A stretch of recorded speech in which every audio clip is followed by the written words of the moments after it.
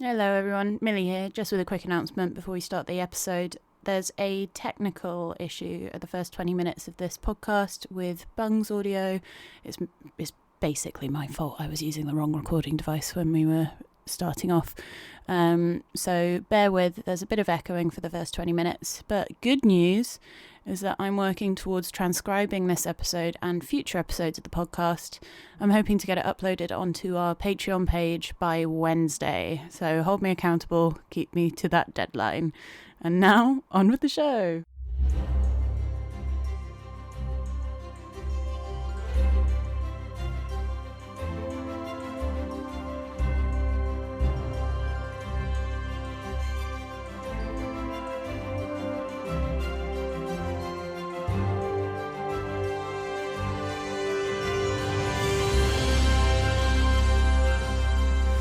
Okay, I'm so ready for this.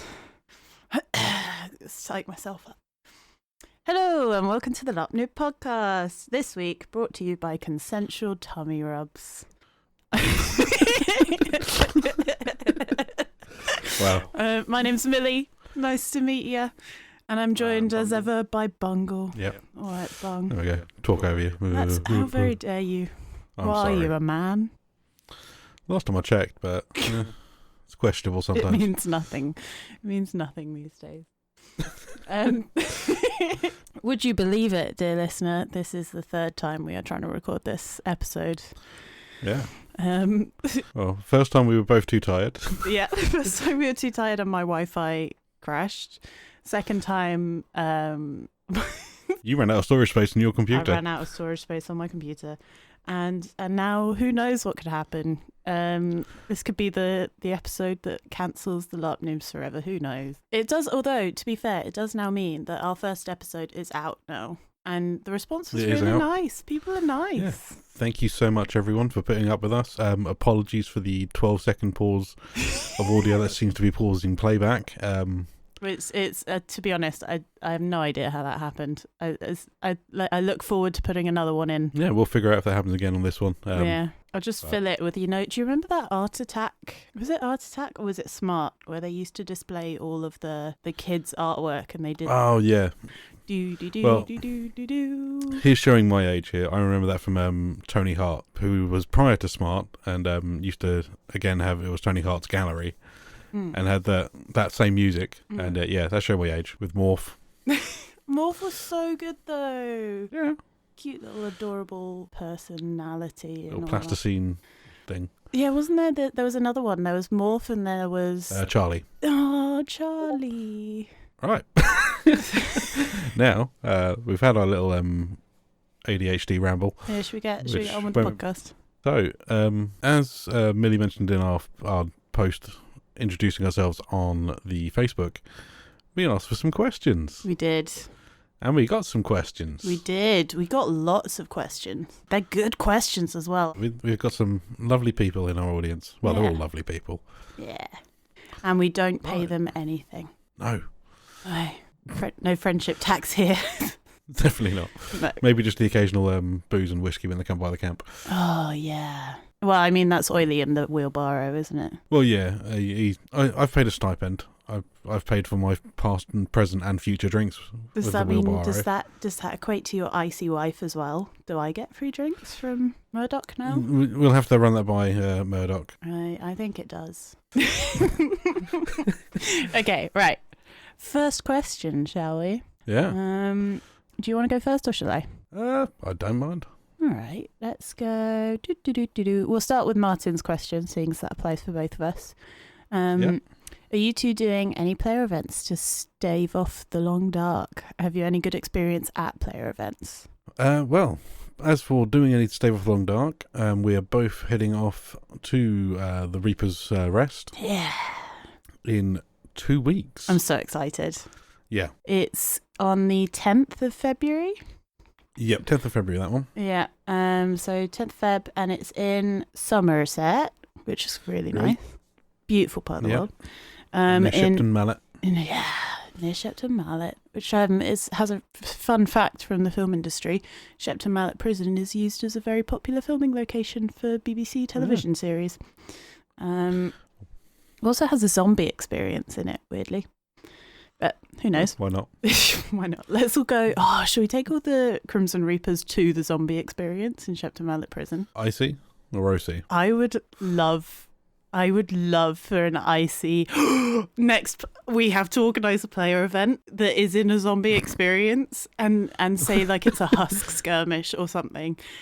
Because that would be Definitely amazing. cannot be a sanctioned event. No, because we'd all be dead. But still. But a horror maze, but as an Empire player event. Could be quite interesting. That would be so funny, because you'd have all of these people that are absolutely terrified out of their skin, but their characters are supposed to be this, like, really ridiculously brave warriors and things. We need to make this happen. And have you had any good experiences at player events? I've been to a couple in the past, and it has just been nice to actually have a social event and have good fun, speak to people you wouldn't normally get a chance to speak to properly, and have proper long sit-downs with people who are normally rushing off to meetings every 5 minutes. Yeah, it's a really good way to, like, meet players like senators or politicians. Like, I only ever see... I mean, I see Dave a lot, so that's fine. But if I'm talking to other people, like I got to meet... Umbar and their whole Freeborn. Is it a cartel in the Freeborn, or is it cartel in the League? League? Never remember. But either way, I think their both whole have cartel organisation. Yeah. They turned up as the best dressed. I went to the last Reaper's Rest event, and it was amazing.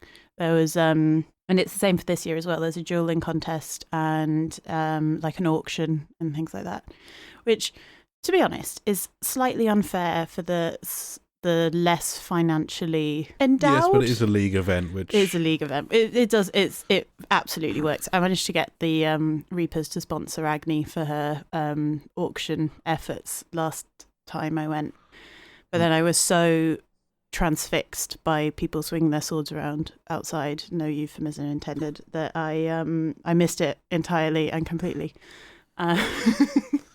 So means who knows? It costs the Reapers nothing. Yeah, well, exactly. But luckily this time Agni's going with her husband, and you ain't spending my money. I ain't got much of it. money, darling, our money.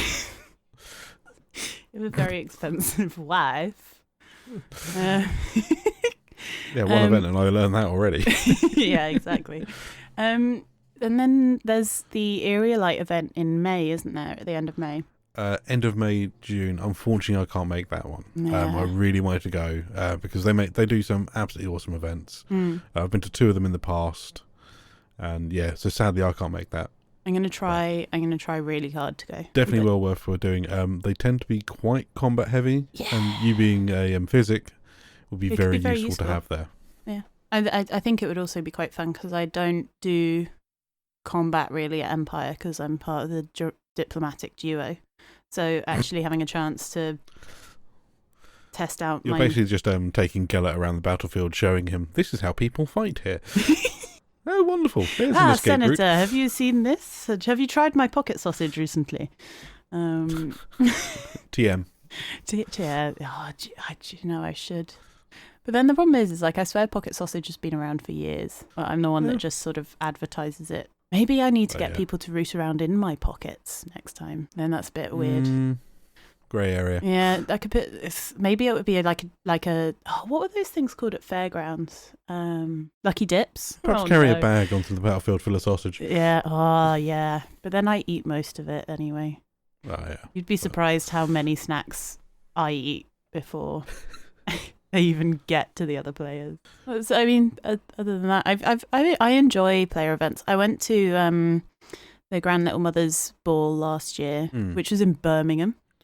Which on a Saturday night, walking through Birmingham in full kit, that was an experience in and of itself. It was very good fun. And I guess you can get away with sort of the makeup being sort of more, I'm out to a club, and just have put the antlers on when you get there. Yeah, well, I mean, it was the floor-length dress and the combat boots that kind of gave it away. But it was, I mean, either way, like, it was just it's good food, good company, a little bit of booze.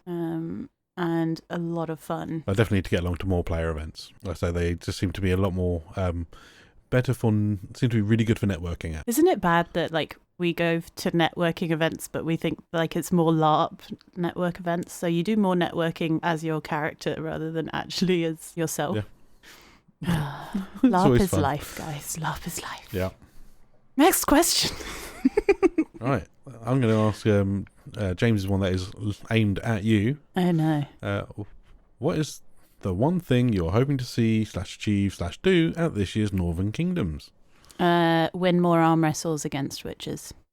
Have you won any yet? No. Is something... I guess one would be more then. Anybody that knows me when I'm slightly tipsy, I get absolutely obsessed with thumb wrestles, arm wrestles, just any kind of petty competition. Rock, paper, scissors. I got really into it last year. But then I forget that, like, witches are supposed to be these incredibly strong mutants, and then Mal is just there as a sort of stubborn as fuck kid winning medic. So I think we had a Northern Kingdoms player event last year, and I spent most of it stabbing people and then sewing them back together. Like, this is the thing. I think this is why I always play a medic, because I stab people, but then it's really bad, isn't it? Well, yeah, you said, I think it was E3, you greeted my character by stabbing me in the arm. And then we were married. Like, the following how event. I show affection. Love you, stab. Love, stab. But I guess it's the stitching up afterwards shows the affection. And then Agni does a little AA for Agni Ashbourne, Agni of the Ashbourne, and then Mal does a little M. Like, you know, Phyllis doesn't even bother stitching people back together. She just shoots them in the head. That's the kind of medical attention you could expect from Phyllis Murdoch. And that's why Phyllis has so many ex-husbands. No comment on the matter. No, I think seriously, for Northern Kingdoms, I would really like to actually get more into the RP, because I fall into the trap of just sticking with my own people at Northern Kingdoms, which is good because the people that I stick with are, one, my friends, but two, incredible RPers anyway. Like, we've got Oily, Ellie, Callum, Dave, Nick, just loads of people turn up, and it's just so much fun. But then you've also got just some incredible RPers, and they know their stuff when it comes to the Witcher universe. I think that's part of the reason why I don't tend to RP as hard around them, because I'm so nervous that I'll show my ignorance when it comes to the Witcherverse. So I think that's what I want to try and do more this year. Maybe not die. That's what I also want to achieve. You can't always prevent that, sadly. Especially if you're challenging witches and all sorts to arm wrestles. They might get annoyed by it. Or stabbing them to say hello. So every Witcher character has a special ability that is original to their character. When I was choosing mine, I told Simon, who's the creator of the abilities, I was like, I just really want one that's going to enable good RP opportunities, but not really be that. So could I maybe just give people laxatives as my as my ability? And he was like, "Oh, sorry, you want one now?" And I was like, I just think it would be really fun, like if I went around and just gave people tonics, and I could have one that was like a laxative, and maybe one that was a hallucinogen, and they had like RP effects to them. And he was like, "Sure." Absolutely. And like to be fair, they are actually really strong tonics. So like the laxative stops people from being able to use power calls, so like special powers for an hour, and then the hallucinogen stops them from being able to do something else for like an hour. So they are actually really strong tonics. I just use them to mess around in the field. Troll. Yeah, but who knows? Maybe we actually use Mel's ability to do some good this year rather than just poisoning her friends. That would be pretty good. Yeah. Next question. Let's go to Mr. Martin Thomas. What do you really think of Ian and David? Ooh, how do I put this nicely? No, I've known them both for years and love them both. Yeah. Genuinely how I feel about them. Yeah, I haven't got... great people. Every single time I talk to Ian, it's with a massive smile on my face. Like, he's just is such a wonderful and incredibly, like, wholesome human being. And he has the most wonderful puppy energy as well. He's just like an excited puppy every time. Yeah. And, like, I know that he'll be listening to this episode because one, he listens to all of them because he's a wonderful human being, and two, like, he'll probably be cringing a little bit in of himself. Like, he hates it when people compliment him. He's like how all of us are when we get complimented. You like, don't know how to react. Oh, yeah. But this is for you, Ian. You're great. We love you. You're awesome, dude. Yeah, and Dave as well is also a wonderful human being. He was doing his big Legion LARP this weekend. He is, yeah. He's off. Yeah, he survived. Across some mountains. Yeah, he survived. He messaged me this morning. He's still alive, everyone. Don't worry. Dave's Really? also just. Look forward to talking to him. I know, it's great. Dave is also just an incredible, wonderful, and really kind person. Like the fact that I messaged him on a whim, when he got appointed as the ambassador to Yarm, and I was like, "Hey, I don't know you very well. Part of the EP with you, the Entwined Paths. I'd quite like to get into the diplomacy game. Do you want a hand?" And he was like, "Yeah, sure, dude. Like, come along." And we've never looked back. So it's like, he's just a wonderful and an incredible enabler for RP as well. Like, he'll go up to somebody and be more than happy to just antagonize them or like encourage them to keep going. Yeah, I think it's live plot, but there's something that he did at one of the events, which definitely was antagonistic. Oh, which one was that one? Paying some people to slap a certain person. Oh, that was so funny. That was so funny. Yeah. Oh, we can't talk about active plot, guys. Ooh, cringe. Oh, so funny. Next question. Right. It's from another James, this time's James Hewitt. Woo. If you could go back to just before your first LARP event and give yourself one piece of advice, what would it be? And a follow-up question, what hilarious misadventures would this have avoided? Well, I'll have to do a serious answer now. I think, for me, my first LARP event was E1 straight after the Long Dark.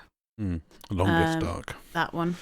And I went on my own. I was absolutely terrified. And I managed to get myself through another James. There seemed to be lots of them in LARP. A job at the Boar's Head pub. I think we talked about this last episode, didn't we? Can't remember. I think we talked about this the last time we tried to record this episode. It's all blurring into one. But the one bit of advice I would give, I spent most of my weekend like panicking and being like, just get in the car and go home. And I think that if I had somebody go, "No, you're okay. It's just your social anxiety. If you jump into a group of people," not literally, but just put yourself in a group of people and interact with them. Ask them how they're doing. They might open up a whole avenue of friends and opportunities for you. Because that's also what happened at the Boar's Head, is the fact that I heard Sinwig. Yeah, you often hear before seeing Sinwig, or you would hear Sinwig before you'd see him. R.I.P. that beautiful Barushkin Navari. May his passage through the labyrinth be swift. Yeah, swift and well lubricated. No, I think that like it's so easy to be like, hey, just be social. But it's genuinely one of the only things that I can say is like the best thing at LARP is how welcoming people are. So if you go up to people and you go, "Hey, I'm new to Anvil, help," they will happily take you on a tour and show you the ropes and things like that. And like that's what happened to me. I just had a lot of anxiety in the run up to that happening, and I'm still learning, man. Like LARP is terrifying sometimes. Oh god, yeah. I mean, I've been going with the same first event as Dave and Ian. So E1 2018, I want to say. Yeah. When horrible mud and rain. Yeah, mud pockets. Very wet. But we all came back because we had a great time. I mean, admittedly, rather than being solo LARPers, we were LARPing as a group. Yeah. But it was a huge amount of fun. The only advice I'd give myself is canopy for front of the tent and a small little fire pit. Oh yeah, would have been a godsend on that event because it was so wet and cold. I mean, thankfully someone had got these Shongs and Stories fire going during the day. So there's a small fire there where we could sort of warm ourselves up on. And again, it's the whole social anxiety thing. I mean, now I know I could have gone up to any of the player camps which have got a fire going saying, "Do you mind if I just warm myself by your fire for a bit?" Yeah. And now in my head, that's of course, yeah, just do that.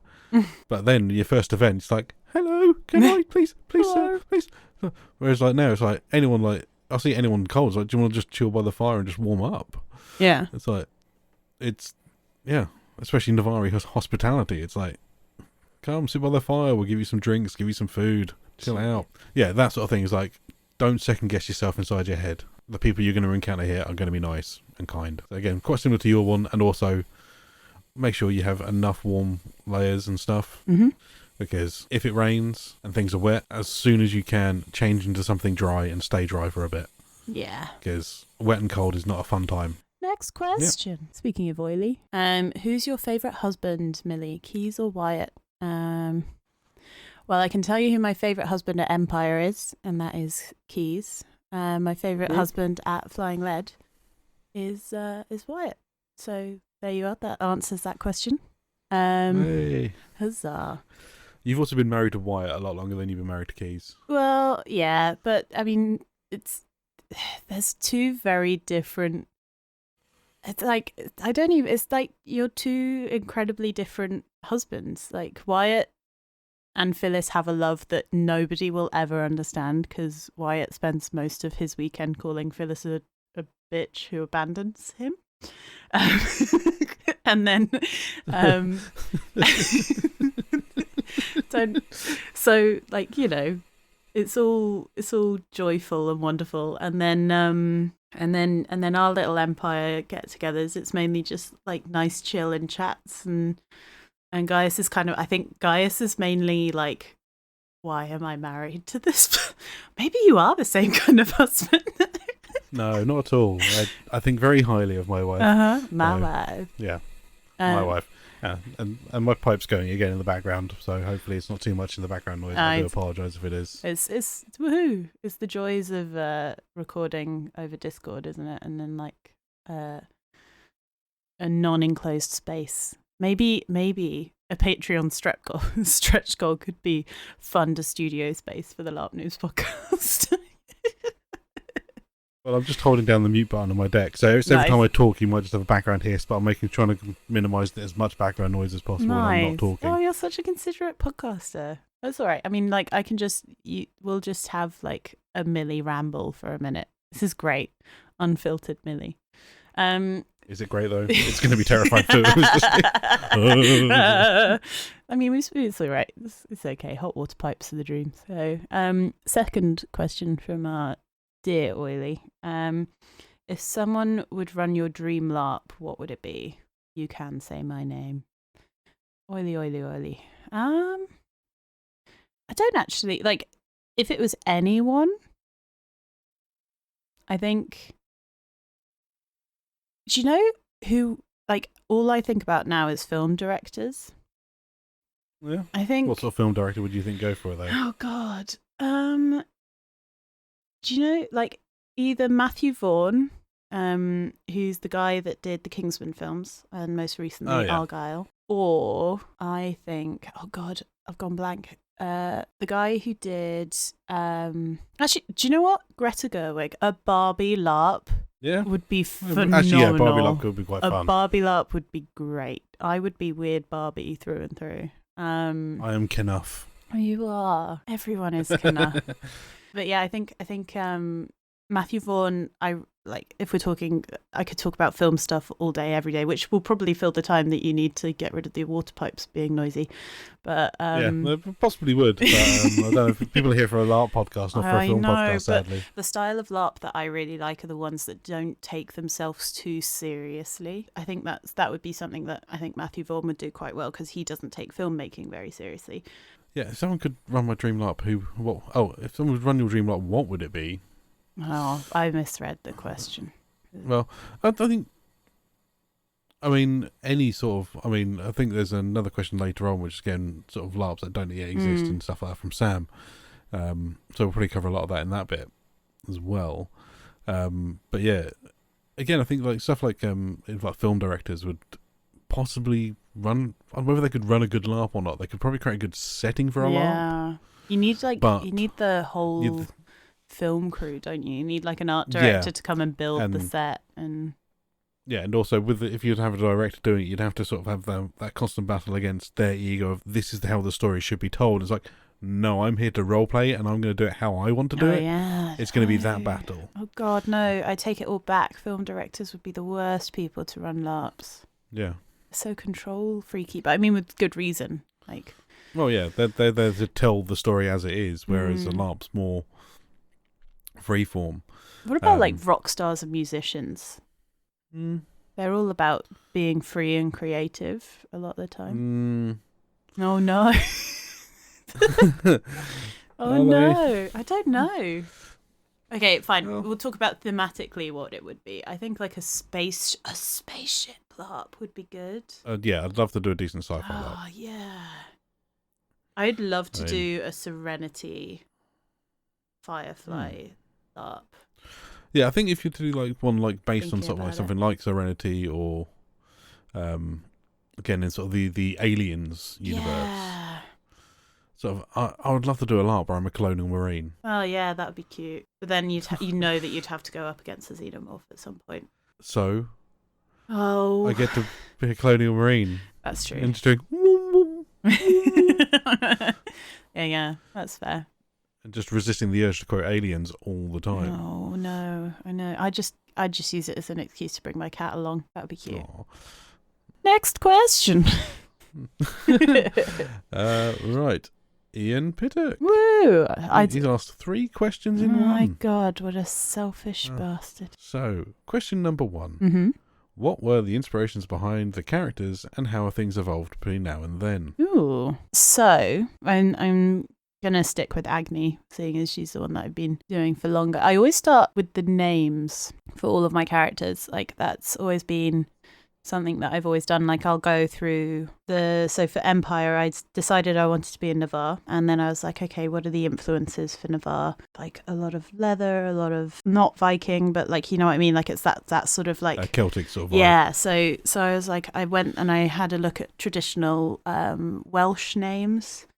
Yeah. And Agni actually means fire in Gaelic, and I was like, ooh, this is pretty spicy. So because originally I really wanted Agni to be like this really strong and headstrong soldier type person, and like so totally different from what she is now. And that's how I started. I got Agni, and then I was like, I don't want to be a generic human, so I want to be a changeling. They sound cool. Ooh, I get antlers, even better. And then so like with my Empire character, it kind of just grew from there. With Northern Kingdoms, it was me, Billy, and James all going together. So like I knew I was going to be a Kedwenny. So then I kind of just took a northern side of things, and that's how Mal was born. And then Phyllis, I actually created for Red Dead Online. So Phyllis was my first ever Red Dead roleplay character. And then when I found out about Flying Lead, I was like, fuck, I could be Phyllis in real life. And that's how it all started. Just nice. Yeah. What about, we kind of spoke about like the whole inside joke with the Cambridge with Keys and Gaius thing. Yeah, I can't remember if we spoke about that on the actual first episode. On the first, yeah, we did. Yeah, so that's already been explained, where that whole comes from. Inspirations behind my character was literally, I was speaking with Ian and another friend, and he was saying about how him and Dave were looking at going off to this LARP called Empire. And while we're talking about this, I just started looking at LARP weapons on my tablet, and absolutely fell in love with sort of just like warhammers and stuff like that. And I was just like, any chance I could tag along to this? Yeah. And then it was all oh crap, what am I going to do about my character? And yeah, went for the sort of generic fighty boy. All my skills were maxed out in fighting stuff. So I had ambidextrous, I had additional fortitude, endurance, stay with me, and stuff like that. All those sort of things were stacked into that. So yeah, the whole intention was I'm going to be a frontline fighter, be very hitty. I don't use a shield. I'll literally be armed up with either 2 swords, as it was at my first event, or later events, sword and a shield breaking hammer. Nice. And as I now carry, it's a sword and an axe. But I no longer take the field fighting. Still have ambidextrous if I ever do fancy taking the field again and killing my character very quickly because I have no cardio. As somebody who does very little cardio, you do not need that much cardio on the battlefield. You'll be all right. It depends where you are. If you're with them, the diplomatic duo who are just walking behind the lines, seeing what's going on. We do a lot of running as well. Yeah, running away. We're very brave. We're very brave soldiers. This character sort of evolved into, well, the current character is a guide, and I think again also spoke about how I changed from being the fighter into a guide, and becoming more of just a talking RP and stuff like that. And I've been having a lot of fun with that, where it's like on a Saturday and Sunday morning, I still wake up stupidly early, but I'm not. Oh crap! I've got to get into my armor. It's like, nope. I get just. I'm going to build a little fire. We'll get myself warm up. Just chill out. Yeah, it is interesting, like looking at how characters develop from the original inspiration to actually what people grow into. It's really fascinating. I love learning about like a lot of people and what they do. It's cool. Part 2 of Ian's question. Oh yeah, let's talk style. What's your favourite pieces of kit? What makes you feel most like your characters and why? With me, I've got a piece of kit I've had since my first ever Empire, which is my brown short sleeve tunic. Aww. It is the most basic tunic. It has got holes in it. It's got tears in it, but it's basically the tunic I was wearing at my first event. And it's short sleeve. My God. Which is so rare for a LARP tunic, at least in my size. They're always long sleeve. And it's like, I get very warm even on cold days, and having short sleeves is a godsend. And I say, with the fact that this thing, when I first started wearing it, it was pristine, like lovely crisp brown colours, very sort of stiff and starchy, and now it's completely broken in. Let's say tearing holes and stuff like that. I'll probably will patch up some of the holes at some point. You have but they're only small. It though since your first Empire. Oh yeah. Okay, good. All my kit gets. The first thing I do when I come back from LARP is basically Same. I chuck my LARP bag out of my car and chuck all of my LARP kit into my washing machine. Oh, it's needed. What about yourself? Oh God, I think for Agni, I really like her dress that I wore for Reaper's Rest last year, actually, and it was made for me in 12 hours, and it is a beautiful dress. It was made by Starkey. But they made it. They saw a dress that I originally had commissioned, and basically the original brief that I gave just wasn't translated to design at all. It didn't make me feel very comfortable, and I got it the day before the Reaper's retreat, so I had no way of being like, help, I need another option. And they very kindly said, you've approached us for a commission before, but we haven't actually pulled the trigger. We'll make it. We'll make your original concept. Just send us your designs and your measurements. And I was like, okay. And then they were like, yeah, just come by our workshop tomorrow and pick it up. And I was like, okay. Expecting it to be like this not greatly made piece of kit. And it's beautiful. It's like green boiled wool and like black thick like linen-y, fully lined, riveted. It's a beautiful dress. And when I wear it and I walk around the field in it, I know that the skirts are kind of like billowing behind me, and I feel like such a princess, but such a practical princess because it's also got pockets. So yeah. No, I know which one you're on about. Yeah, and I think like as well, like it's not really kit, it's more makeup, but my white eyelashes as well. Like that's the final bit of stuff that I'll do when getting into Agni mode, and I think that's the thing I think that is the most Agni out of everything, which is quite nice. Yeah, I think again, same with me, sort of doing the makeup and stuff. I mean, like my my thorns and everything change every time, slightly because it's never easy to keep doing them the same each time. But then I've got the 3 dashes on each side of my nose. Yeah. That's one side horizontal, one side vertical. But the one that I think is probably the scar underneath the left eye, which is one that I've had I think I've had that since my second event, which was the E4 2018. Nice. And at that event, I think it was that event, or it might have been the following year. I also had a whiteout contact lens in that eye. Woof. Yeah. Never again am I doing that. I heard that contact lenses at LARP are like a big no-no.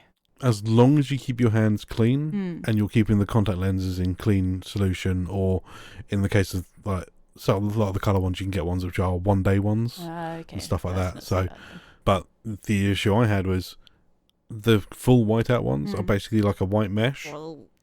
So you can see blur through it. Ugh. So yeah, it was like having actual cataracts in one eye. I thought you meant the band then for a second. No.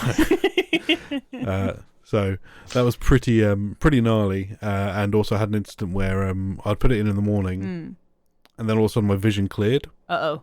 And I was looking around the floors, like trying to find this thing. Oh no, did it? It hadn't popped out of my eye. Oh. It had rolled round. Oh. And I found it the following morning when it was stuck to my cheek. It thankfully worked its way out overnight. Oh no. But if that hadn't worked its way out, I would have been basically having pretty gnar. So yeah, be careful if you are going to do contacts. I definitely don't recommend like a solid white one, because if that moves into the white of your eye, you cannot see it for love nor money. Gross. I was about to say something really cute about how we were going to have matching scars because Agni got hit in the face by an arrow at E4. But now I feel sick thinking about eyeballs. Oh, you don't have to do. You I'm not. Get hit in the eye, did you? No, I didn't. I got hit in the face, but exactly. I don't. And my scar in the eye was caused by between events. I'd been in a pub and got into a drunken fight with a changeling and headbutted them. And then you married her. Boom. If you want it to be you, we can make that into the story. No, several years later, we re-encounter each other. But but I think probably the scar on my cheek is when it's also like one of those things that is very much Keys's character. Yeah. Which is something that's developed over the character and has stayed with him since. Yeah. And then the third and it splits into 3, but third and final Ian Pittett question. What is it like from your character's perspective being A, an Ashbourne, B, a Navari, and C, an Imperial citizen? I'm not actually an Ashbourne yet, so... No, we haven't actually probably sworn you in yet. No, sir, not yet. As an Ashbourne, it's been great to... we started off as a group with just group of friends. Mm-hmm. Initially, we've slowly been adding more people that we've met through LARPing, such as yourself, Orion, John. All wonderful human beings. Yeah. It's been... And it's just great to have the Ashbourne camp and stuff like that, and just have the whole camaraderie of how a striding is, which is you're a group of like-minded people within a nation who love and respect each other, and that's exactly what it is like being an Ashbourne. I do it's love... exactly what you expect it to be. Yeah. I do love how different each of you guys are. Like, because you've got you that's the brand, and like the kind of the stern one that sort of sorts everybody out. You are the camp dad. Like, you cannot deny that. You're the one that everyone listens to. I'm also the drunk uncle of the group. You're the drunkle. And then you've got Ian and as Talis, who is just a phenomenal and flamboyant individual.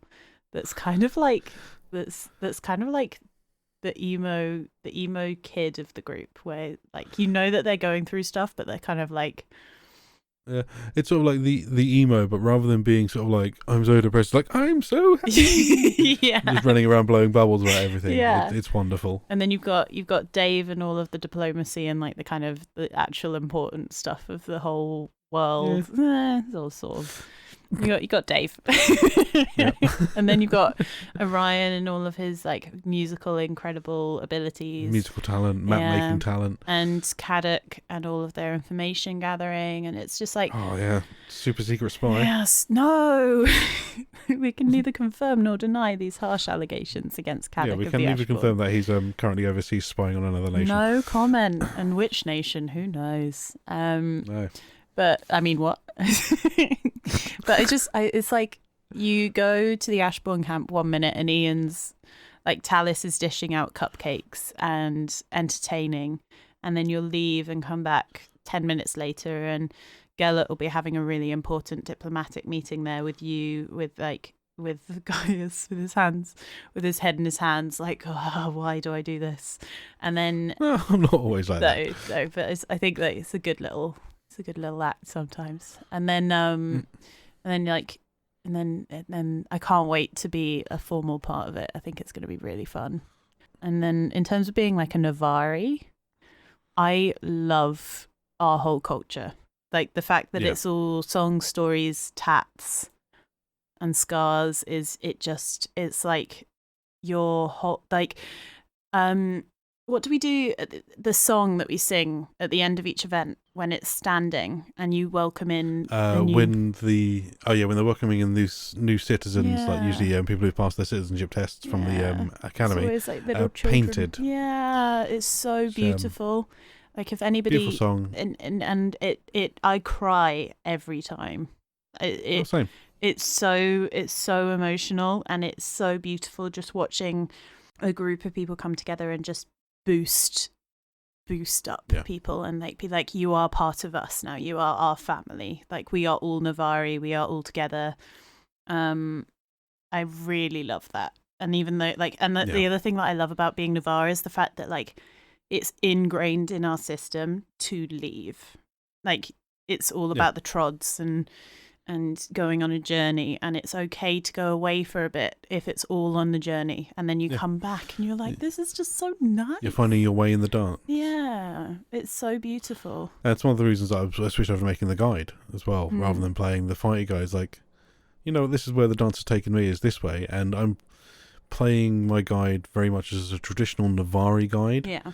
So rather than being all about passing this through Synod and the virtues with this, the virtues of that, the guide's traditional role within Navarre, from what I've gathered from the wiki, is basically you want to help guide people to find their place in the dance. Ooh.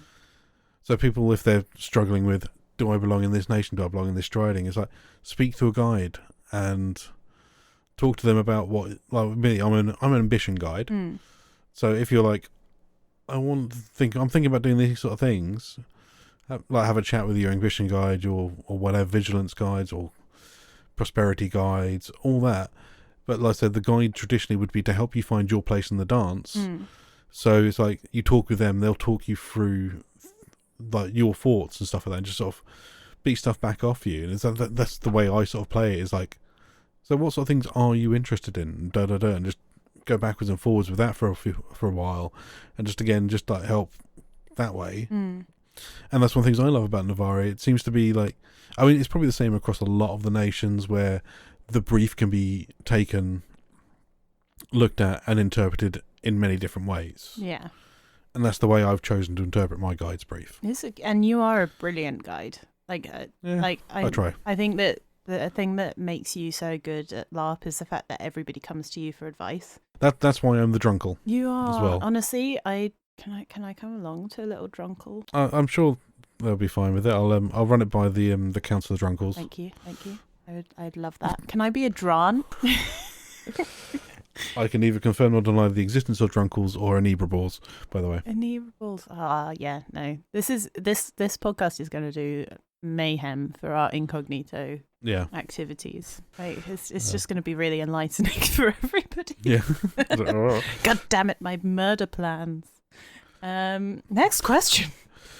We've got to see an imperial citizen. I obviously, you as well. We both work closely with Gellert and the senatorial system. Yeah.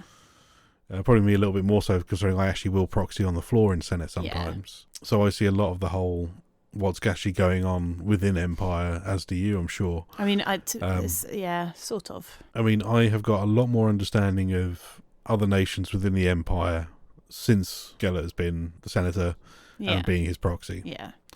It's definitely opened my eyes a lot more to it. Yeah, like last event, I can't remember if it was E3 or E4, they moved Senate into the civil offices. Or maybe not Senate, but we had like a little impromptu senator meeting. Yeah, that was a, rather than being an official senatorial meeting, that was basically a gathering of the senators to discuss things, because we don't have, there's just not enough time in senatorial time during the senators meeting, the official one. Yeah. There is not the time to actually discuss things. Yeah, which it is literally you ask a question and a response. There's no back and forth. And whoever thought of that idea, genius, because like in terms of me feeling like an Imperial citizen, I don't understand enough about the Empire to answer that question. I think, like, genuinely. I think the issue being is like, if you've only been in the peanut gallery during Senator's things, it's just like, it could just be like, well, what am I even hearing here? I have no idea what the hell's going on. And I think as well, like, when you have resources, like the wiki is great, but it's overwhelming. But it's so deep. And it's got so many years of senatorial notes, synod votes, and senator votes and things like that, that it's just too much for me now. And I actually can't even open the wiki unless it's to look up potion recipes. Like, I can't. It's so I don't. Big. I think when I first started, I tried to have a go at like having a look through everything to do stuff. Whereas now it's just like, I will literally, if there's something I'm interested in, such as our marriage, being, well, a Navari braiding, I literally just searched that and looked into that specific thing. I'll literally go into the wiki for something I want to find out about. Yeah. So if there's an area of the game that you are interested in, search for that on the wiki and look into that. Perhaps deep dive on that. Maybe. But don't worry about going outside of that area. Yeah, but I think I learn a lot more. That's what we were talking about with our goals last episode, just the fact that I just want to learn. I think I learn a lot better from people, and like having people talk at me and me being able to fire off questions and having them not be upset when I don't have any questions is really important. It's definitely having that as well, being able to sort of bounce things off. Obviously, when you're doing it with other players, the thing there is you're going from their interpretation of what's on the wiki. So but the great thing with that is basically you can then take what they've given you, speak to someone else about the same thing, get a slightly different answer or a completely different answer. Yeah. And then from that you can sort of piece together how your character takes it on. Because again, don't forget, it's not you learning this stuff, it's Agni learning this stuff. I think it's that is true. I think it's really interesting thinking about it, and this is why this is such a good question, is the fact that like it's going from being a really big cog in the Ashbourne to being a medium cog in Navarre to being an absolutely minuscule cog in the Empire as a whole. I think it's really interesting, like, because I don't do anything. Like, Agni could die tomorrow. I mean, no, but think about it. Like, she could die tomorrow and she'll have had very little input on how the Empire is run. Except for, like, Gellert would not know what the hell he's doing, because he would know where he's going, because everything's inside Agni's notepad, which is probably with her wherever she's dead. Yeah. No, to be fair, she leaves it. I left it in the middle of Senate once, and then got drunk and went back on Sunday and found it again. I lose it so many times, and there's so many incriminating various different bits and bobs in that notepad. It's a bad idea. Yeah. Definitely keep a close eye on that. Well, perhaps I feel tie it to your wrist like a little child's. Do you know Revolution book pouches? You can get them on Etsy. They're like really well made leather belt pouches for books. And because my notepad is an A4 one, the A5. Yeah. Do they do a pouch for A4? They do. And I have it. And it's really actually quite like it does something for my little ADHD brain when I can feel it because it's like that little weighted blanket. It's really weird. I think we can add the notebook into what makes Agni be Agni as my massive notebook. Yeah. Next question. Right. Phil Forrester. I heard you can tell your friend is a LARPer by counting the number of pairs of socks they own. Is this true? Yes. How many pairs of socks do you own? Enough to fill a Kallax box. Oof. If you know what an IKEA Kallax is. It's like, what, like 50, half a metre by half a metre? Yeah, roughly. Yeah, that's pretty, wow, that is a lot of socks. I have a drawer full of socks, to be fair. But you can never go wrong with a fresh pair of socks. Oh, yeah. Like, when it comes to LARP, I have enough socks to cover me for rain or shine. So I've got thin socks, I've got thick socks. Yeah. I don't own sealskins. They're overrated, in my honest opinion. Yeah. It's like I don't need them because I have waterproof boots. Yeah. And also sealskins trap all of the moisture against your foot, which you don't want. No. Do not get waterproof socks. So we've got thin socks, thick socks, medium socks, all that jazz with us. And also pack enough underwear as if you're going to shit yourself at least twice each day. Noted. Because again, not saying that you're going to shit yourself. I'm saying if you get wet and it rains, literally having a full change of dry clothing. And it's base layers as well. Like, they're so important. Everything. Yeah. Like, literally, if you get soaked through, don't think, I can just change my trousers and top. It's like, if you're still sitting there in wet pants, you're not going to have a good time. Yeah. I always bring a full set of OC clothes in case, like, either to sleep in or to leave the field in or just do anything, because it's just so much. Honestly, when it's been wet, like E4 or E3 last year when it rained, and it wasn't as bad as like Mudpocalypse rain, but it was still bad enough that I was wet through, and having the chance to like go back to the camp, change everything, and go and warm up. Oh, godsend. Yeah. But yes, oh yeah, I'll use, because I come down on the Thursday, so I'll always have OC kit anyway. Nice. So yeah, a good socks. I need to get more socks, actually. Thank you for reminding me, Phil. Yeah, more socks, and also fleecy pajamas. Oh, yes, we are true LARPers. Only discovered the wonder of those at Nightmare. Otherwise, every other event I've been at, I've literally been in just boxer shorts in my sleeping bag. It's because we were sharing a tent, wasn't it? You're like, I'm going to have to wear pajamas. I'm going to have to put pajamas on. I'm going to have to be a bit more respectable here. So, but yeah. Oh, it was so cozy and warm. Yeah, I really liked. I really liked sharing a tent with you and Dave at Nightmare. It was just really nice. Yeah, it was a nice. It's nice to. It's just nice to share a tent. To be honest, I've been having a 5-meter bell tent to myself for so long. It just gets cold and lonely. I'm so here for us to. If we share a tent, then we can make a skeleton office space out of my tent. I think that he'd love that. Like, have a designated Ashbourne nap tent. So, are you more about making things look cool in LARP, or do you hunt for good narrative and a cool story? It depends on where I am. Yeah. Basically, if I'm monstering on the battlefield, like I used to back in the day, I am all about making what I'm doing look cool for the person who's killing me. Yeah.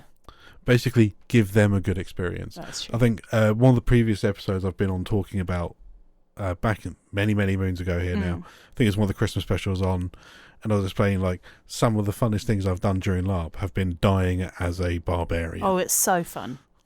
Yeah. So, and that in that sort of situation, I look to make that look cool. Like I've been spun around by an Imperial Orc who has then stabbed me multiple times in the chest with a small little dagger. Ah, what a good death. Initially, I was behind the lines looking for a healer. Yeah. And I'm spun around by someone in an Orc mask. I think he's just doing some sort of ritual. Then I realised when I looked down that he's holding a little dagger in his hand. I'm like, okay. And then I started doing the whole coughing, spluttering, and then just dropped to my knees. Yeah. And it's like, the most fun that I've ever had, it was me, Paige, and Callum, and we were all monstering together. It was Paige and I were Betty Crockett and Granny. I can't even remember what I was. It was Betty Crockett and I was another famous baked goods, and then Callum was just there, and we were kind of stuck in a line fight.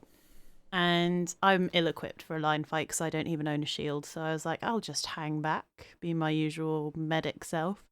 And then the next thing I know, Callum's just dive-bombed the Imperial line and broken through. And I do not advise dive-bombing the Imperial lines. 1, for a safety concern, and 2, it's just dive-bombing a load of people in massive armour. But and then me and Paige looked at each other and just went, "Arr," and dive-bombed next to it. And like, that looked cool, I hope. Yeah. I mean, I've done that a few times under sort of a unit commander's orders. One time when I was given a potion as a druid, this was during again before your time, I think, the infamous donut of death. Oh yeah, I mean one of those happens every year. Like, oh, this one was the one which again when I was monstering, it's the first time that they've not had to use any respawns from the orcs, the barbarians. Not even one. No. And basically, I got given a potion and basically enraged me, and I basically just charged the line in my armor with my big hammer. And basically, if people had followed me, I got nearly all the way through the lines towards their medics in the middle of the donut. Whoa. But everyone around me all my friends had no idea I'd been given this rage potion and just found it hilarious. So they just laughed about this. But then later on, when we're fighting as the, I think possibly as the Grendel. I can't remember the Grendel. Colour scheme purple. wise. We've been in purple. We've been at peace with the Grendel for a while. The peace is finally expired. I'll bring my purple monster kit. Yeah. And we were and again, I had the armour, the chainmail on, and I was at the front of the line, had 2 people behind, then another 2 and another 2, and it was like, right, charge at their line. And this was charging into Brass Coast. Nice. So yeah, just boom, smashing through their lines, going bah. Yeah. Again, getting pretty deep through their lines, and then sort of going down after being smacked down a lot. Yeah. Unfortunately, that's where I lost one of my nice swords. Because as I came up, it got pinned down. Oh no! And basically, as I was walking off, I just sort of put my hand down to where my sword was in my on my belt, and the rivets that joined the frog to my belt were all that was there. With the rivets. Oh no! So yeah, somewhere a sword and a frog went missing that day. But again, that was before the longest arc. I've now replaced it with my lovely leafy sword. Yeah, which I love. That is a good sword. So yeah, in that sort of case, I always look to make things cool. Yeah. Whereas when I'm just out and about in the field, I'd rather hunt for a good narrative. It's like, I'm not going to bother making something look. I'm not going to look cool walking around. Yeah. You've seen what I look like. I mean, I think that it's something that, like, if you're talking about overarching, like, narrative in terms of overarching plot, I'm not really there for that. And like, I enjoy it, but I don't want to take an active part in it. Like in terms of Empire, there's too much going on. I don't know. So I don't look for narrative in Empire. But for the smaller LARPs, for like ILARP, for Flying Lead, you can have much more of an effect on the story of the weekend if you do know. I think that, like, we were talking about it on our Nightmare episode, is the fact that I was so plot-averse at Nightmare. I just wasn't finding it. Like, also, Phyllis is the kind of character that walks through a gunfight with a piece of cake and sits in the middle of it. So I don't. And somehow she's outlived all our husbands. Honestly, that woman is unkillable, and I've tried many a time to get her killed. And then V's also said, has there been any times in your LARP career where you've been utterly proud of a storyline you just created, either on purpose or accidental, and what were the results of that in game? I'm trying to think of any time I've actually created a storyline. I mean, interpersonally, I have. Obviously. Would it be when you got one of those items hallowed or something? Because that was beautiful. Probably getting. Because there was a couple of things that I got hallowed at Oily's request. Yeah. Basically, Murdoch sent me an icy letter asking if I could hallow a few things for him. One of them being his hat, and the other being a bell for the people who do the hydration station. So their bell is hallowed to ambition. Oh, that's so cute. We came up with a ridiculously silly name for it, which was great. It was very but yeah, doing those sort of things is very nice. And again, and basically I did that free of charge. I charged Nolly out to do that. I was like, that's nice. Dude, I'm going to do that. And also, IC-wise, the way that I responded was by basically sending him a copper wolf skull. Nice. Because obviously, I have access to a 3D printer. I print his stupid things all the time. And he's part of the Dread Shields, and part of their symbol is a wolf skull. That's cute. And also, I arranged, because obviously Talis has been going through quite a turmoil in regards to storyline and plot in Navarre. Just a little bit. And having his hallowed bow broken by someone. Again, it's all, I can't remember how live this plot is or not, so I'm not going to go into any further details than that. But I arranged with one of our friends who's a vigilance priest. Yeah. Because his bow was hallowed to pride, to get his new bow hallowed to vigilance. Yeah. And basically went through the discussion with with James, is the character I got to do it. Just sat there, have a talk with him, IC and OC about doing this. OC, I approached Ian before doing it, saying, I'm planning on doing this. Would you take offence if asked to do this to your bow without Talis knowing? Oh. So yeah, it was done basically behind Talis's back. I got his bow hallowed. Yeah, it was so like being and there when you presented it to him. We had it done to Vigilance. It's called, I think it's like Nature's Compass or something like that. And it's basically to keep him on track, to remember that it's not just what you're looking at down the sides, it's everything around you. Yeah. You've got to be aware of that. So yeah. It was a beautiful So yeah, there moment. was that, and that was again just opening up, and it's more rather than big overarching storyline plot, because it's a fest up. Unless I was to go into Senate during a meeting and stab the new throne, I'm not going to be making huge amounts of plot. I'm not planning on doing this yet. Not yet. You're not. But doing interpersonal plot is what I've done and been proud of. It's so much nicer, right? When you have like little one-on-one characteristics. Like I think I haven't really had any moments like that at Empire, but I have had a lot of really beautiful moments at other LARPs. So like at Flying Lead, when I had the little chat with the drunk Irishman, and I was just playing cards with him for like an hour. Like I was so proud of myself to be able to do that. Like it's like what it shows for me, that was a really big moment, in the fact that, one, I was able to stay in character for that long. Two, I was able to actually like maintain the character, and then the fact that it was actually like really good fun. I think that's like, it shows a lot of personal growth for me, and that's probably why I'm proudest of it. Literally just doing little bits of RP like that and just creating your own story or other people's story. Yeah. Like basically making, because that's the whole thing with LARP, is you are making a story with other people. Yeah, exactly. And it's not just your story. You're not necessarily the protagonist. Yeah.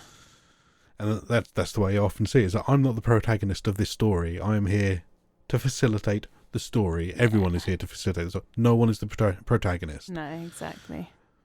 There's probably certain people in Dawn who, I am the protagonist. Yeah, but that's the Dawnage brief, isn't it? Yeah, that's part of the Dawnage brief. They're there for the glory. They're there for the stories to be told directly about them. What a hell of a way to die, am I right? Exactly. What a stupid way to die. Next question. Next question. Well, we've got the last part of V's. How about genuinely regretted? Not in character, oops, that went wrong. And out of character, was still good plot, but generally you wish you'd done things differently. What was it, and what would you recommend new players do to prevent that from happening? Oh, God. I personally don't. This is probably going to come out wrong, but I'm hoping that people understand it when I say it. Is I try and not live my life IC or OC by regret. I think that if you call something a regret, it puts it in a negative light. Like it was something that I was talking about when I was having therapy. It was like, you have to think of it as a learning opportunity, which is kind of what this is going on at. But like I think the only thing I've learned is like doing check-ins is so important. Like I think that's the one thing that my brain has popped to on this question, the fact that like you've got to think about the IC and the OC when you're interacting with people. Like I am very lucky in the fact that I haven't had any moments where I've sort of been like, sugar, I should have checked in with them. One, because my RP isn't that edgy. It's mainly just, do you want a snack? Always remember that there's a person behind the character, and the character isn't necessarily that same person. That's one of the main things is to remember, is like everyone is acting. Yeah, exactly. I mean, it is acting. It's not everyday life. It's not something that you are obligated to do. If either if you personally are feeling uncomfortable, you can remove yourself from that situation. And I think that not realizing that sooner is probably one of the biggest learning experiences that I've had LARPing. And it would have saved me so many situations where I was made to feel uncomfortable. If I had learnt that sooner. So I think that's the one bit of advice I would give to anybody on the field, is don't push your own boundaries for the sake of RP. It is a privilege to RP with somebody and not a right. I think I haven't had any proper icy heated moments from myself where I've because a lot of people seem to know me as the stoic or cool, calm, collected member of the Ashbourne. OC, I used to have a major anger problem. Not as in lashing out, hitting people, but literally getting very stressed and very close to breaking. I think that's because you care quite a lot, isn't it? So from that, I learned to basically sort of switch. I mean, I still have a bit of an issue with stress. But this could sound like really big-headed. I have not fully lost my temper in probably about 15 to 20 years. Oh God, and that's even with me pushing your buttons every event. So thankfully I've not had to bring out, because I can still do the whole sudden switching and being very angry. I can do it as an act. Yeah. But I don't try not to do that in person anymore. Yeah. Because I got to a point where the stress was doing me severe health problems. There are moments at Empire when, and I think that's another good thing about being Ashbourne is like we're very hyper aware of each other and our needs. Yeah. Like I had a mini meltdown at one event, and you were like, you just go look after yourself, like, or let's go find. Let's go find X, Y. Yeah, like let's go find this. Take you away from this situation. Yeah, like I think that's something that is really good, and also like having a good support network is another bit of advice I would have. Like go as a solo LARPer if you want to. It's incredible solo LARPers do what they do, but also as you go to LARP over time, having a support network of LARPers, even if you don't camp with them or you don't spend time with them, knowing that they're there, so good. Definitely. I'm trying to think if probably the only thing I could say in regards to stuff I've regretted at LARP is probably not getting more involved in stuff earlier on. I was a LARP tourist for quite some time, and it's only in the last few years with Dave sort of doing his whole diplomacy stuff recently that I've been getting more and more into the sort of that sort of side of the game, and also it's meant I've been doing more of my own stuff with the guide stuff. It's like I wish I'd sort of gone into this a bit earlier. Yeah. As in, and what I'd say is basically, if there's an element of the game that does interest you, even as a new player, don't just go, oh well, I'll look into it another time. I'll look into it another time. Speak to characters who are already doing the sort of thing that you're interested in, and talk to them and say, how do you find it? What do you do? And and feel free just to go up to people and go, hi, I'm new to Anvil. What do you do? Why do you enjoy it? That's something that I want to do more of. I'm not so new to Anvil anymore, but I do want to learn about everything. Oh yeah, it's like you don't necessarily have to be new to Anvil. It's like I've been going since 2018, and there's still elements of the game I haven't got a clue about. I know there's Wintermark is 3 nations, 1 people, or whatever they chant, or 3 people, 1 nation. I'm just going to nod. Yeah, 3 people, 1 nation. So they're made up of 3 different things. I know one of them is Semasuak. I don't know what the other 2 are. Yeah, that's where the word Semasuak comes from. Okay. If you know, you know. People of but there's stuff like that I don't know about. And it's like, I would love to spend all my time in the world going through the wiki, learning all about it. I was like, you know what? I'm not playing Bungle here. Yeah. I'm Keys. I've been doing this stuff over here. I haven't been in Wintermark that much. Yeah. Perhaps at some point I'll end up sitting in Wintermark and just chatting to some markers for a few hours. Yeah. And I you know what? E1, if I get a bit of downtime, I might go do that. Go sit. There's a lovely tea room right next to there. Do you know? Can we go to a tea room? I've never been to a tea room, an icy one, and actually got a cup of coffee. Oh yeah, we'll go to this one near the we'll go to the Wintermark one near the moat. Yeah, let's go. Right, next question, because we're an hour and 20 minutes into recording. Well, we'll be fine. I'll edit it down. It'll be a lot less, but from Mr. Daniel J. Wild.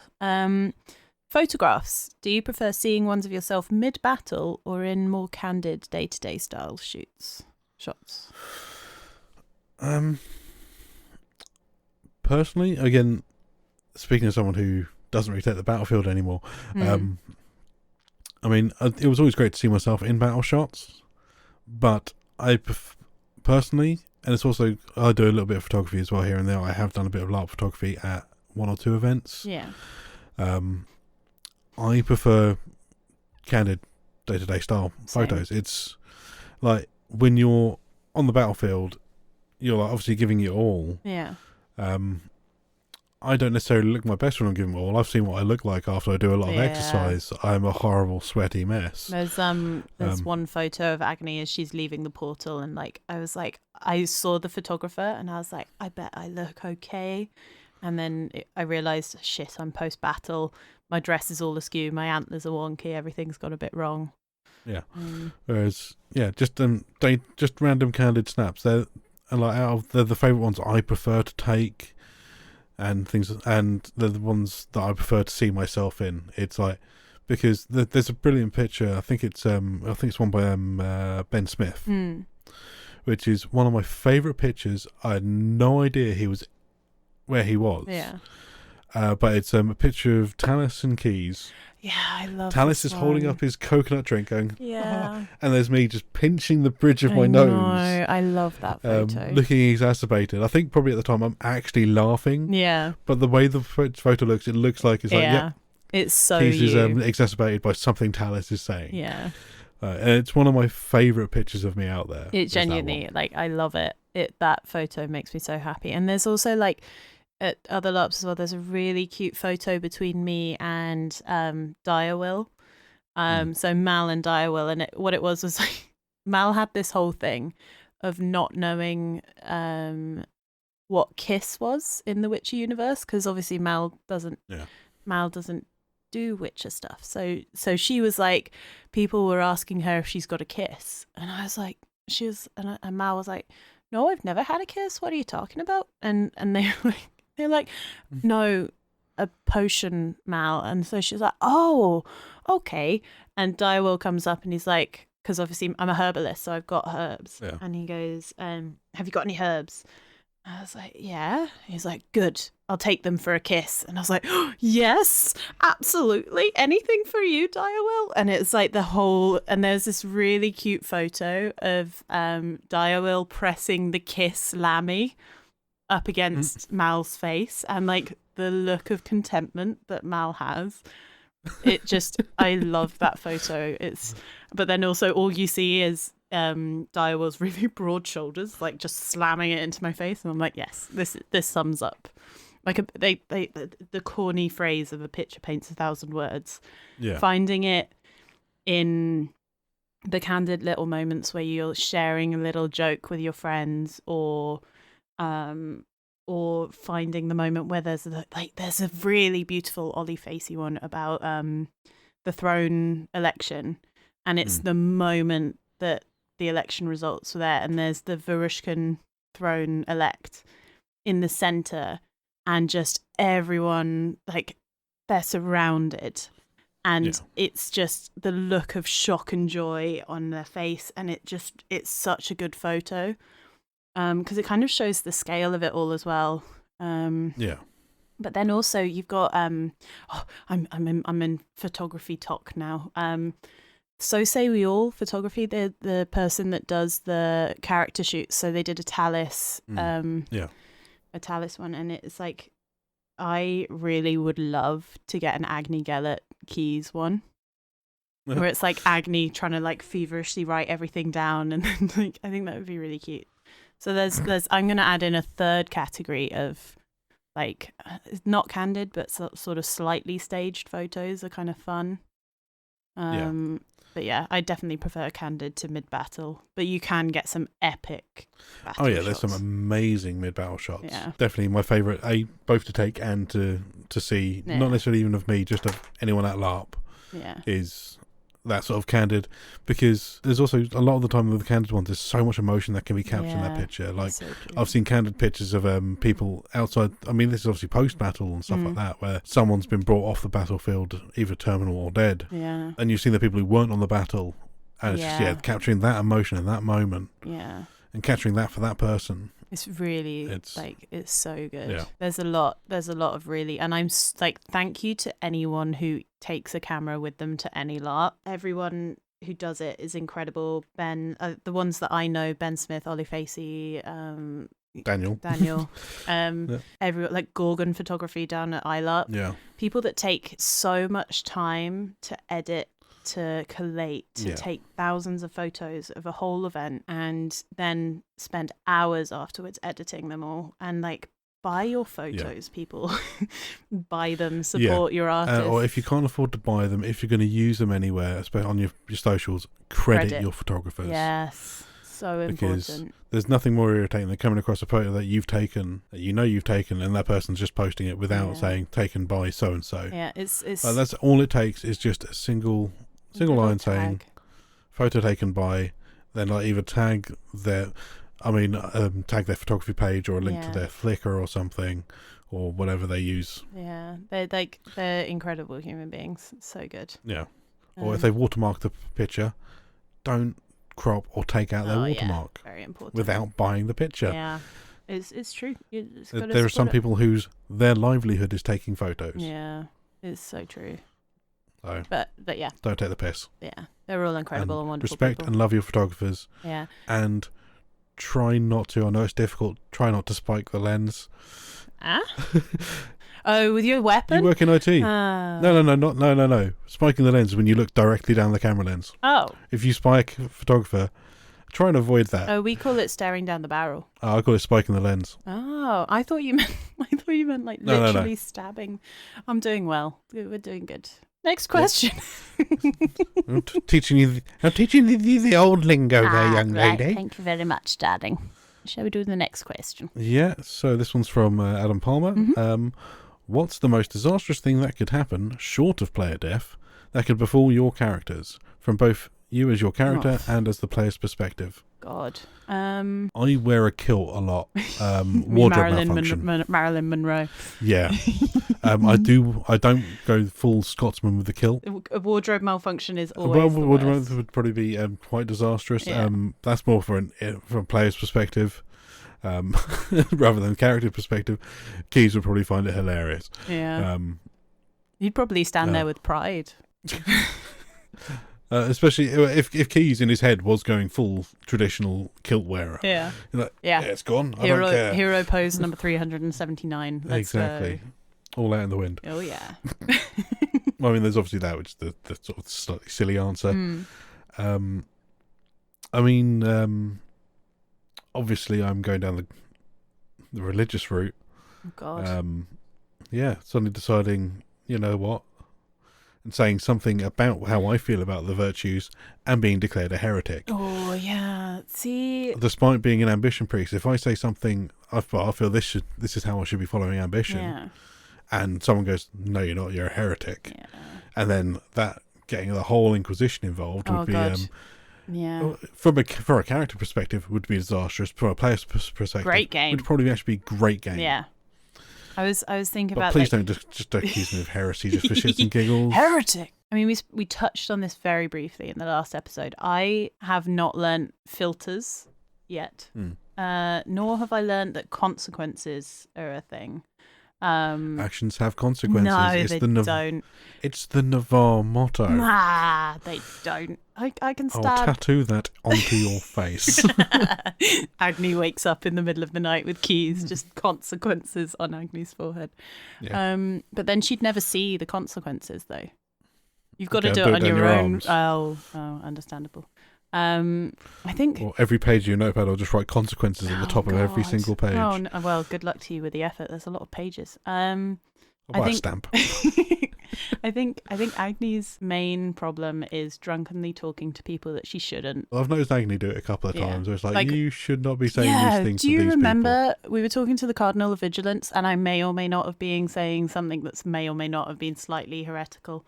And then I'm hoping he's either forgotten about that and isn't listening to this. Go, oh yeah, I meant to do something about that, and goes jog my memory. Thanks. I mean, but then also I was talking about brazenly murdering somebody to someone that was a magistrate.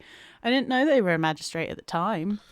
The magistrate can just pay them off, from what I hear. Right, well, yeah, with what money? Do you get paid? Not me. Agni's going to end up getting arrested at some point unintentionally. Like, she's not actually done anything illegal or wrong in her life. I'm going to pay the civil service something, aren't I? Find something. Yes, because you deal with Agni's consequences. Yeah, exactly. You're the action, I'm the consequences. Thanks. I think in terms of that perspective, it would be an awesome way to learn about the legal system of the Empire. Yeah. I think that would be pretty fun. Plus, I've never actually seen the whole justice system of the Empire. I think that would be really fun. Like getting Agni in front, like in the version of Crown Court, because she's inadvertently done this most amazing heist, but didn't even realize that she was doing it and then realized. I think that would be so funny. Oh dear. Don't actually make it happen, dear listeners, because my God, I'd probably walk into it on my own. Ooh, the next question Oh, no. is definitely another one for you.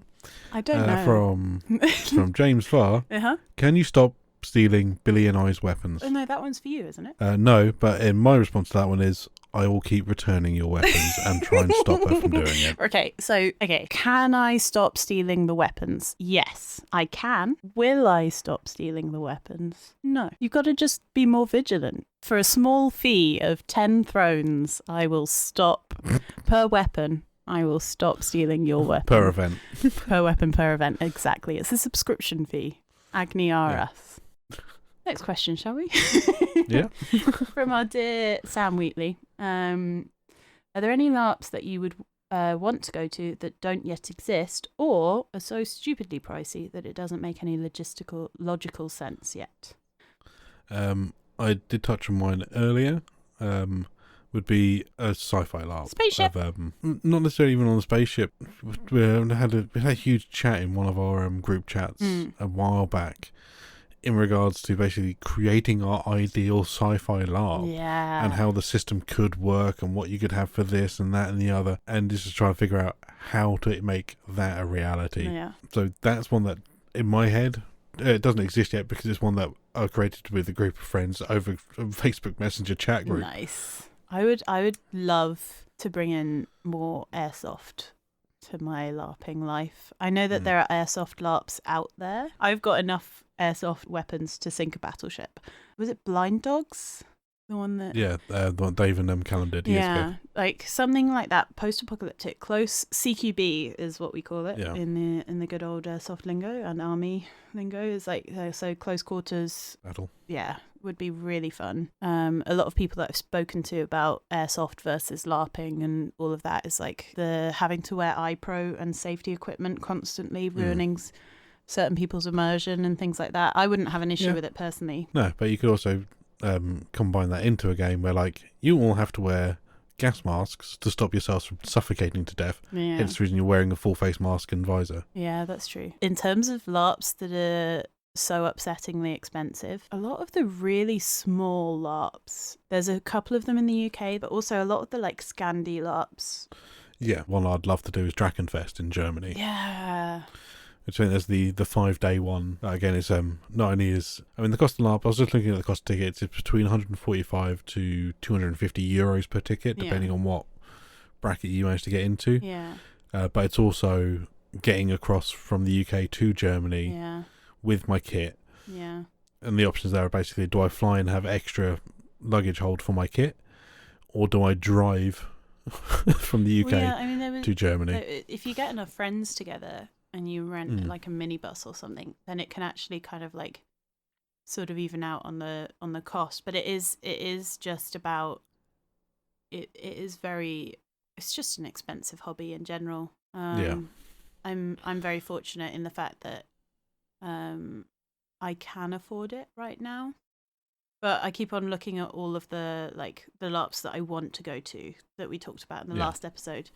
And like totting up all the numbers, and I'm like, this hurts me. Yeah, I mean, I'd also love to like just experience like an American LARP. Oh God! Not necessarily full blown like buffers in a park. Yeah. I mean, like beanbags. I mean, more like a Ren Fair. Or a US take on a fest LARP. Yeah, that'd be fun. Rather than a small LARP group in an area, like an actual fest LARP in the States, just to see what the differences between a UK and a US fest LARP would be. Yeah, that'd be fun. And also, I would love to go to a US Ren Fair. Do you know that the Ren Fairs are coming to the UK, man? I don't know if we're going to be able to do them justice from what I've seen. I want a turkey leg. I want if I cannot walk around a camp with a gallon of mead and a turkey leg in each hand, I'm not interested. Not interested. It's the last question from the wonderful, wonderful Jim. Jim, favorite LARP memory to date? God, way to close out the episode on an easy question. Yeah. Mine. There's many years of LARP memories in my head, but probably my first ever funeral telling for the Terminal Sinwig. Oh. The Dead Morgan. Was he Tofu at the time? I think he was Fang. I think he's Tofu. Fang at the time. And I believe Birch as well also died in the same. And there was also same another player who was their first ever event. So like they were there too. Yeah. There was a lot of death in the EP at that event. That was a lot of death on that one. So doing that that funeral was something else. Yeah. You did it beautifully. It was so heartbreaking. Oh yeah, I was crying. Everyone was. I don't think there was a dry eye in the house during that thing. Yeah. Which, considering someone's not actually dead, it's weird, right? It's weird how the feelings really do come on thick. Yeah. And then topping it all off by this is before I was my own priest, finding someone who could testimony. And making sure that Sinwig's soul was testimonied with land snail. Oh God! Someone inside him find that out. No, we do not. We do not influence your game. No. God, it's literally just something that I did because we just want a little bit of the snail in Callum at all times. The land snail has to be wherever he goes. Yeah, exactly. And it's like not necessarily going to be there in the forefront of his game. Yeah, but you know he's there. Forever etched on his soul. Yeah, is land snail. I think it's so that event was such a pivotal event for everyone. I think for me as well. It was the first time that I ever experienced emotions on the changeling level. Is how I'm going to describe it. Because like I was getting to be really good friends with Callum. And it was before I'd kind of like sort of managed to dissociate character versus person quite yet. So I was like, Callum is one of my really good mates now. So it's like, it was one of those things where it's like, I care a lot about this person and I've only ever known them as Sinwig. And it was the same with Jim's character, Morgan. Yeah. Back my microphone.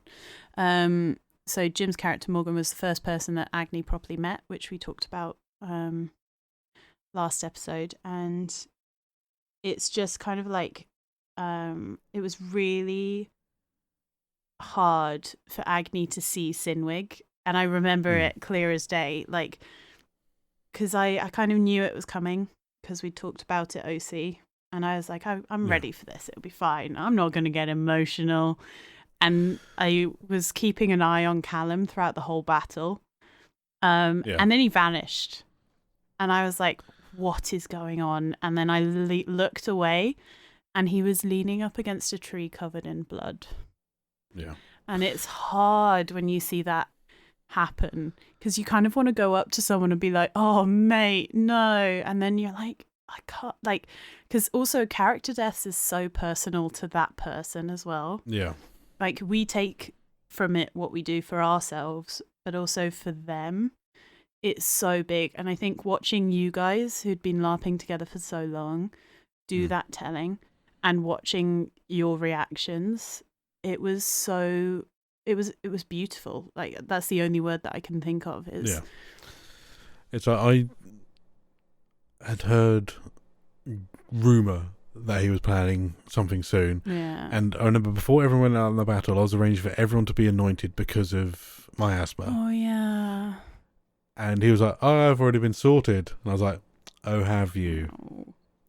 Okay, then. Yeah. Yeah, so I knew it was coming.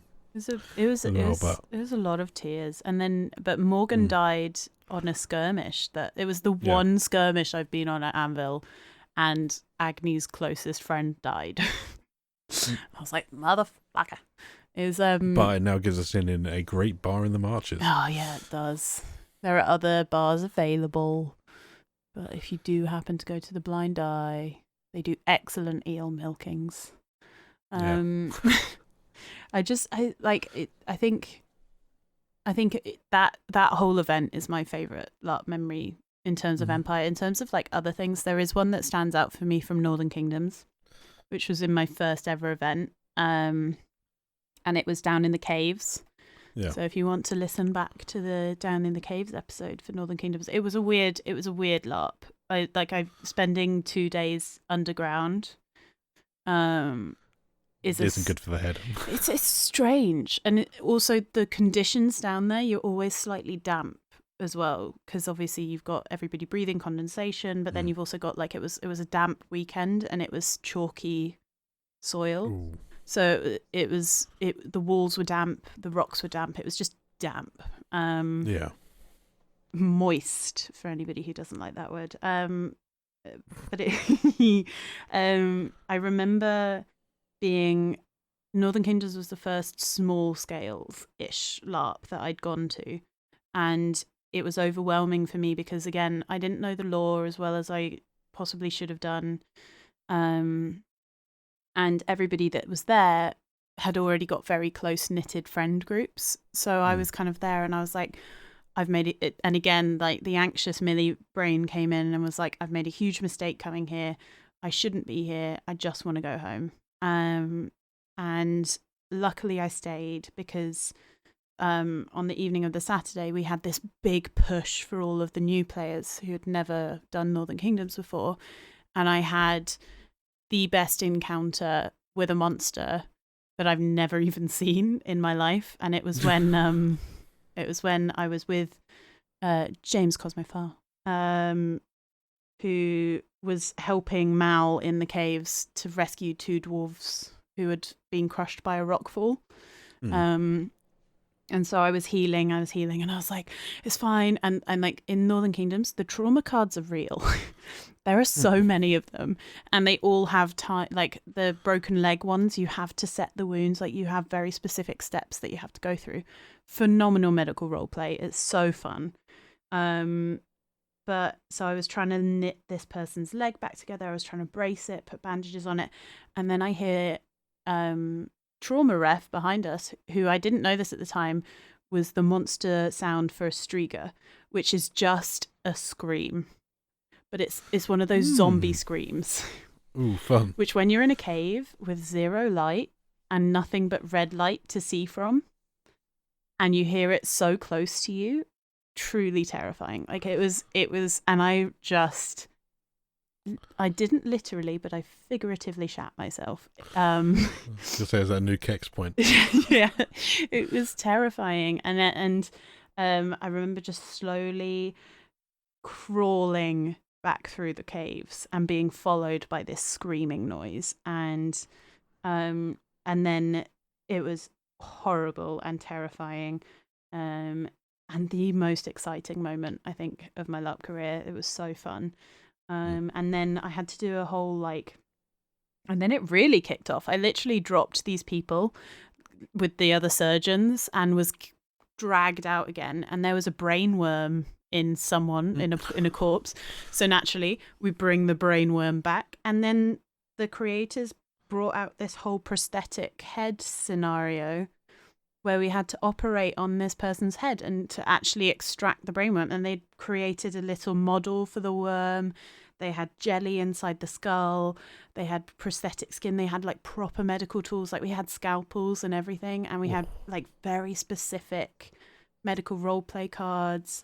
And like there was toxicity involved as well. There were so many different steps. Like I remember, because the brainworm thing on that whole plot wasn't really Mal's game, so I kind of gave way to the guys that had had the brainworm storyline, and they all like got downed with toxicity. And so then I was there just like this person like freaking out, because in my head Mal's a field medic. She's not a surgeon. She hasn't been to medical school, but she'll still break your, she'll still fix you. She might just leave a tool or two inside you when she does. Is Mal short for malpractice? No comment, Your Honour.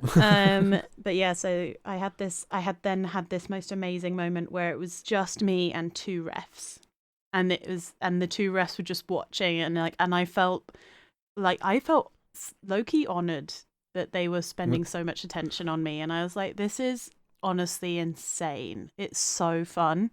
And then I finished the surgery, managed to get it done, and then trauma ref comes up to me and is like, just so you know, it's been 15 minutes. You've succumbed to the effects of the toxicity. So then I just went, fuck, and collapsed on the floor.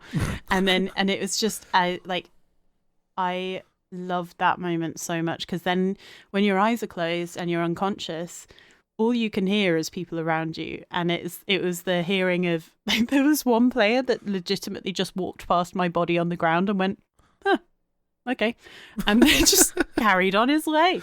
What a bastard. And I know, right? And then I hear sort of dulcet tones from the bar saying, hey, the kid Wenny's collapsed outside, is anyone gonna pick her up?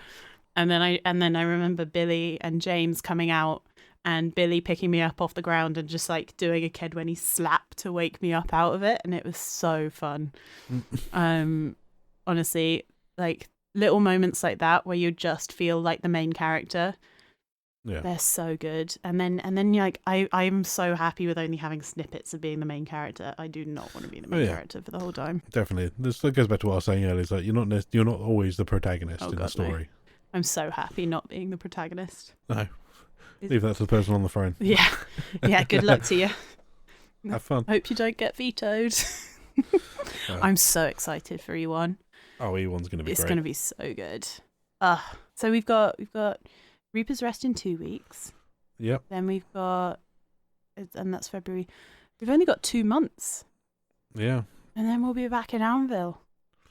Oh, I'm looking forward to it. I'm so excited. And we've got Patreons. We have skyrocketed at 22 Patreons. Wow. Yeah. You guys are all phenomenal human beings. So I don't know, have you got any dice near you? Not available, but I have pick a number between 1 and... Pick 2 numbers. Seeing as there are 2 2s in 22. Go. 19. 19. Okay. Dun, dun, dun, dun, dun. That's a question asker himself, Mr. Daniel Wild, is number 19. Thank you very much. Thank you very much, Daniel. Joel, let's roll one more for good luck.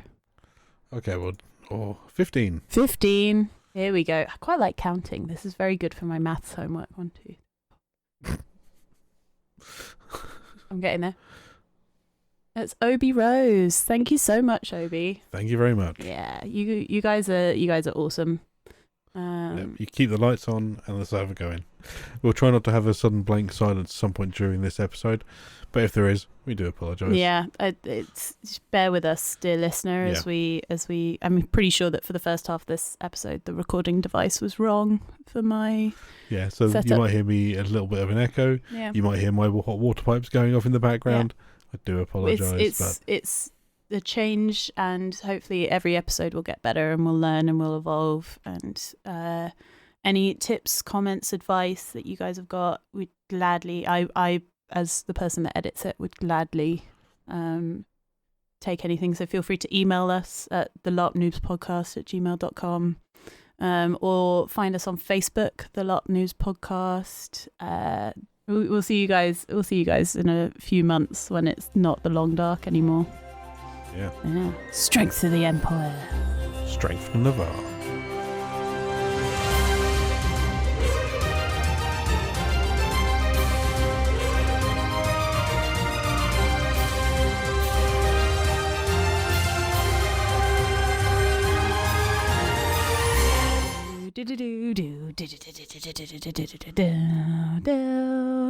That Star Wars can't do anymore. No. We'll get a copyright strike. Yeah.